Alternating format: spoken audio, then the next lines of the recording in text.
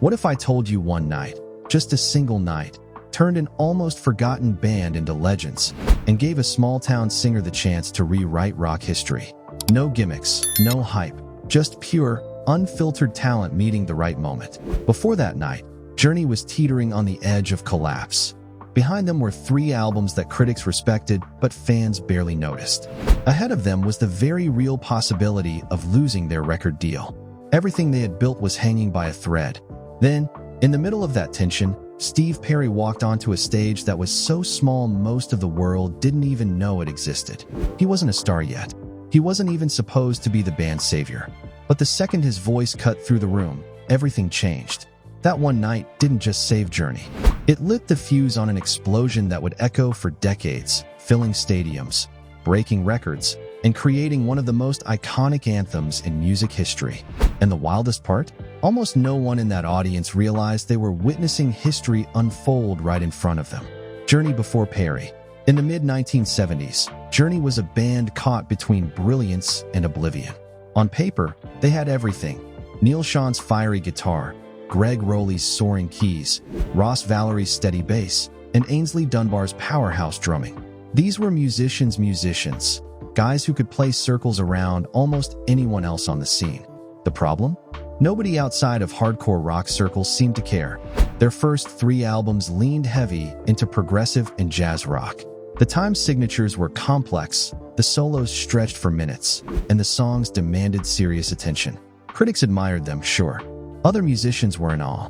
But the average fan flipping through the radio dial? They weren't sticking around. Journey's sound was impressive, but it wasn't accessible. Columbia Records, the label that had invested heavily in the band, was losing patience. By then, arena rock was exploding. Boston, Foreigner, and Styx were dominating radio with songs that were sharp, catchy, and built for mass appeal. Columbia wanted Journey to compete at that level. But with every underperforming record, executives began to wonder if the experiment was over. Inside the band, the mood was tense. Some members wanted to double down on the adventurous, progressive style that had defined their early work. To them, chasing radio hits felt like selling out. Others saw the writing on the wall. Without a change, they were finished. It wasn't just an artistic debate, it was survival. Journey was standing at a crossroads. They had the talent, they had the potential, but unless they found the missing piece, their future was slipping away. And then, almost by chance, that missing piece appeared. A voice no one saw coming. Discovery of Steve Perry. Just when it seemed like Journey was running out of time, fate stepped in. The solution to their problem wasn't another guitarist, another keyboard wizard, or a new producer. It was a voice. And not just any voice. The kind of voice that could stop a room cold. Steve Perry was grinding away in obscurity when Journey's world collided with his. He had bounced around in smaller bands, most notably one called Alien Project, pouring his heart into songs that never quite broke through. But even in those forgotten recordings, one thing was undeniable. Perry had a sound like no one else. Clear, powerful, and emotionally charged. His voice carried both strength and vulnerability in a way that instantly grabbed you. Columbia Records had been pushing Journey to find a true frontman, someone who could not only sing, but also connect with audiences on a deeper level. Journey's manager at the time slipped Perry's demo tape into the mix, and Neil Sean, the band's guitarist, couldn't ignore it. At first, the band was skeptical. Perry's smooth, soulful tone was a world away from their raw, progressive roots. Would he even fit? Or would this be the final nail in the coffin for their credibility? But the moment Perry opened his mouth in rehearsal, everything changed. His range, his delivery, and his uncanny ability to make a song feel personal gave Journey the emotional punch they had been missing. Suddenly, the music that had once felt technical and distant snapped into focus. The pieces finally locked together. Still, it wasn't an easy transition. Some longtime fans saw Perry as a pop move, a sellout to radio. Even within the band, there was unease.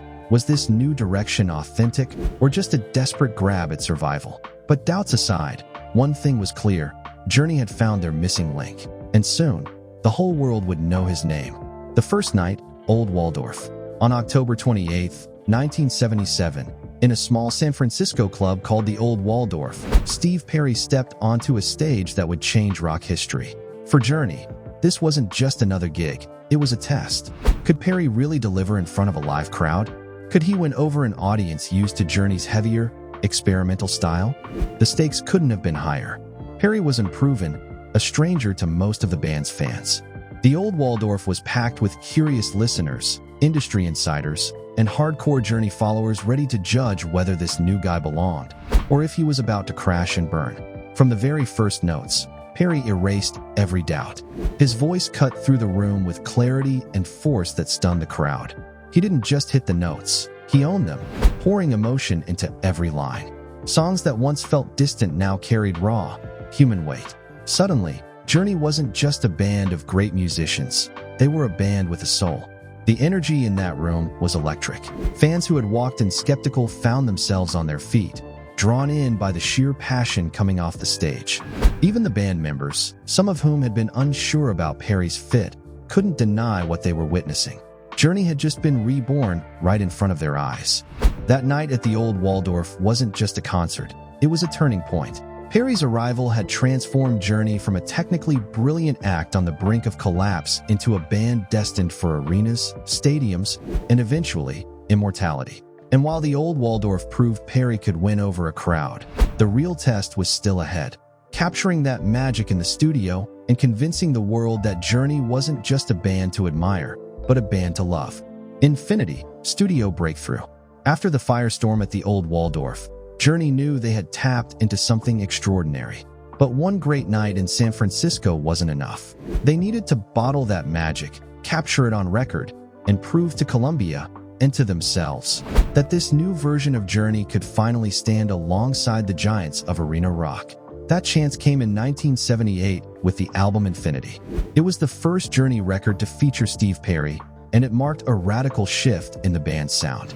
The sprawling, experimental jams of their past were replaced by songs that were tighter, sharper, and built for mass appeal. For the first time, Journey had a frontman whose voice could cut straight to the heart, and Neil Sean's guitar riff suddenly had the perfect counterpart. But the transformation didn't happen by accident. Columbia brought in Roy Thomas Baker, the legendary producer who had just helped Queen scale the charts. Baker's polished, dramatic production layered Journey's sound into something bigger, bolder, and radio-ready. The sessions weren't easy, long nights, clashing visions, and the pressure of knowing this album could make or break the band. But out of that chaos came lightning. When Infinity hit, it was like the world finally heard what Journey had been waiting to show all along. Tracks like Wheel in the Sky and Lights became instant fan favorites. Perry's soaring vocals blended perfectly with Sean's guitar fireworks, giving the band a sound that was powerful yet deeply emotional. The album didn't just earn respect, it sold, moving more than 1 million copies and becoming Journey's first platinum record. For Columbia, it was proof that the gamble had paid off. For fans, it was the beginning of a love affair with a voice and a band that felt larger than life. And for Journey themselves, Infinity wasn't just an album, it was a rebirth. But success has a way of creating new challenges. And behind the bright lights and platinum sales, tensions inside the band were starting to grow. Don't Stop Believin', the anthem. By 1981, Journey had gone from struggling musicians to one of the hottest acts in America. Stadiums were filling, records were selling, and their fan base was exploding. But nothing could prepare them, or the world, for what came next. In the studio for their album Escape, the band pieced together a song that seemed almost too simple at first. A piano riff, a steady rhythm, a story about strangers chasing dreams in a lonely world. Yet when Steve Perry opened his mouth to sing the opening line, the atmosphere shifted. Something about the melody, the lyrics, and that unmistakable voice fused into pure magic. That song was Don't Stop Believin'. Unlike most hits of the time, it didn't even follow the usual rules. The chorus, the part most songs build around, didn't arrive until the very end. But Perry and the band leaned into that risk. They built tension, carried the listener higher and higher, until finally, the chorus exploded like a release the world didn't know it was waiting for. When Escape dropped, the track stood out immediately. Radio stations played it endlessly, and fans connected with it in a way that went far beyond music. For dreamers, for outsiders, for anyone holding on to hope, Don't Stop Believin' became more than a song. It became an anthem. What makes it timeless is how universal it feels. Everyone hears themselves in it. The small-town girl, the city boy, the restless soul clinging to a belief that tomorrow could be better. Perry's delivery wasn't just about hitting notes. It was about giving people something to hold on to. The song catapulted Journey to superstardom. Escape sold millions, and the band was suddenly one of the biggest acts in the world. But as their fame soared, so did the pressure. The bigger Journey got, the more fragile the relationships inside the band became. And soon, the same song that united the world would stand in stark contrast to the divisions forming behind the scenes.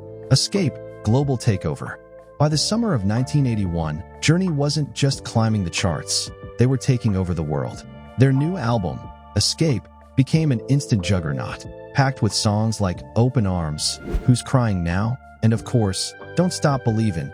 The record didn't just sell well, it redefined the band's place in rock history. Within months, Escape shot to #1 on the Billboard 200, and by the end of the year, it was certified multi-platinum. For Journey, this was the dream fully realized. Stadiums that once felt impossible to fill were now overflowing with screaming fans. Steve Perry's face and voice became instantly recognizable, while Neil Sean's guitar solos echoed from coast to coast. With every show, every appearance, Journey was cementing itself as one of the defining bands of the 1980s. But this level of success came at a cost. The relentless touring schedule pushed the band to the brink. Night after night, city after city, the pace was brutal. The pressure to deliver hit after hit, to stay on top in an industry that moved fast and unforgiving, created cracks within the group. Tensions began to rise. Perry, as the new face of Journey, drew enormous attention, sometimes overshadowing the contributions of his bandmates. Neil Sean and Greg Rowley had built Journey on musical exploration, but now the spotlight was on Perry's voice and radio-friendly ballads. What had started as a creative partnership was quietly turning into a power struggle. And yet, for the fans, none of that was visible. To the outside world, Journey looked unstoppable, rock royalty who could do no wrong. But behind the scenes, the very success that had lifted them to global superstardom was beginning to strain the bonds that held them together.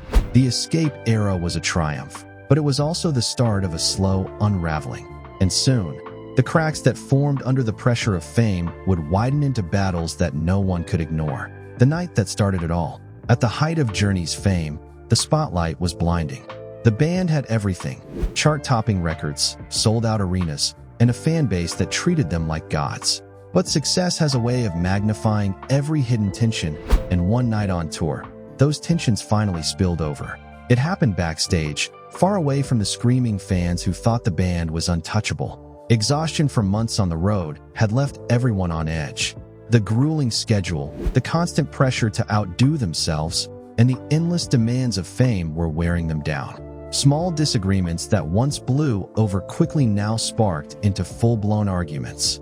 That night, a clash erupted between Steve Perry and his bandmates. Depending on who you ask, it started with a disagreement about the set list, or maybe it was about Perry's growing control over the band's direction. Some say Neil Sean and Greg Rowley felt their original vision was being buried under ballads and label demands. Others claim Perry, often accused of being demanding, simply refused to compromise. Whatever the truth, that night exposed a harsh reality. Journey was no longer a band moving as one. They were a collection of extraordinary talents being pulled in different directions. And even though the crowd outside never knew what happened, that fight backstage marked the beginning of a slow fracture that would eventually reshape the band forever. From that point on, the unity that had carried them to the top was gone. And while Journey's music was still soaring on the charts, behind the curtain, the storm was only just beginning.